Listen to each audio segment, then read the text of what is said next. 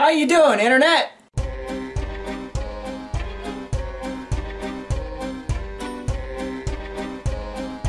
So it's been a few months since Season 4 of The Walking Dead wrapped up, and they told us this is gonna be a shocking episode! And what was the big shock? Oh, the big shock was nobody died.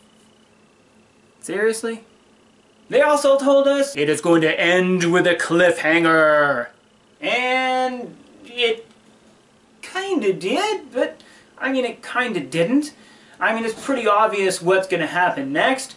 Rick and his group are gonna think up something and they're gonna get out of the situation that they're in. But, you know, whatever. It was still a good episode. Some people thought it was a great episode. So anyway, I'm rambling on and I wanted this to be a quick video. So, why am I here? Well, why the hell not? It's a few months until October. It's about 4 months. What do we do with all that time while we're waiting for Season 5 to happen? Here are a few suggestions. Read the comics. Whether you buy or borrow, I highly recommend reading the comics if you have never done so before. I'm of course biased because I've been reading this story for about 10 years now. But based on review after review I've read from people who started with the TV show and then read the comics, I doubt you'll be disappointed. There are lots of differences here and there, including major character changes that, well, went well in some cases, and so very badly in others. If you want to avoid spoilers, you can stop with Compendium number 1, or you can go a little further if reading the individual comics and go to about issue 58. There's also the Walking Dead video game, an interactive story that's often more movie than game, and that's not a bad thing, really. This has entirely new characters, with the exception of a couple cameos way in the beginning, in a story parallel to the comic. Without getting spoily, the game follows this guy, Lee, who after a car accident winds up taking guardianship of a young girl named Clementine. This 5-part episodic tale is filled with horror, tension, drama that actually is sometimes forced and artificial, but overall, it's a well-told and ultimately actually heartwarming and tragic story. There's a sequel, by the way, that right now has still got 2 parts remaining, and many of us are really looking forward to what happens in the next 2 parts. Now, there are a lot of YouTube channels out there talking about the Walking Dead TV show. Here are a few that I recommend. MIT Sophia, if that's how she wants that to be pronounced. A self-declared TV addict, Sophia has an interesting and youthful take on The Walking Dead, as well as many other current TV dramas. Meg Stanfield's channel is primarily dedicated to her biggest obsession, The Walking Dead. The highlight here for me is her weekly Walker Talk, where she brings the latest news, speculation, and the occasional spoily leak.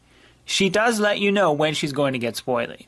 JT Talks TWD has his Walking Dead roots in the comic, and is one of those like me who has an appreciation of both the comic and the TV show.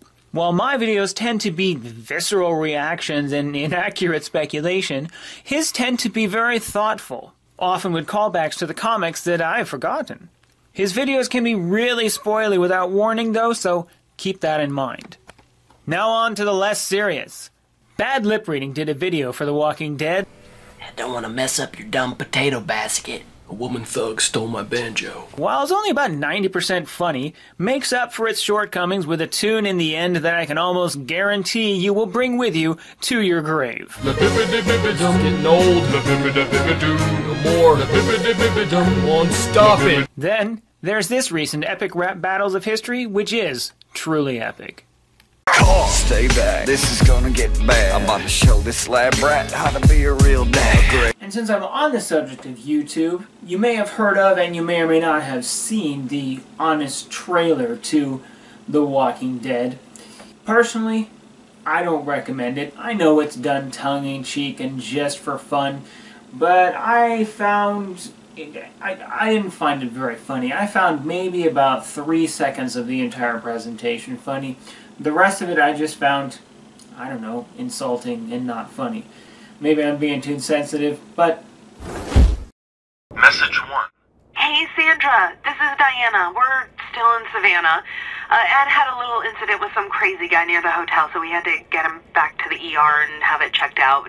Anyway, he's not feeling well enough to drive back tonight, so we're staying an extra day.